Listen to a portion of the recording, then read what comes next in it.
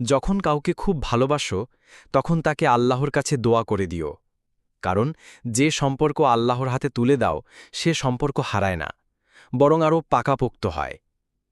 ৭। তুমি বারবার ব্যর্থ হয়েছ? চিন্তা করো না, হয়তো আল্লাহ তোমাকে বারবার পড়ে থাকা শেখাচ্ছেন, যাতে তুমি একদিন ঠিকভাবে উঠে দাঁড়াও তারই সাহায্যে। ৮।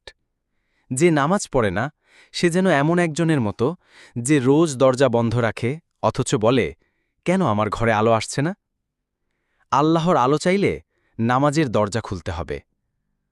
৯। তুমি নিজেকে যতই তুচ্ছ মনে করো, আল্লাহর দৃষ্টিতে তুমি অমূল্য। তোমার এক ফোঁটা চোখের পানিও তার কাছে খুব দামি। ১০।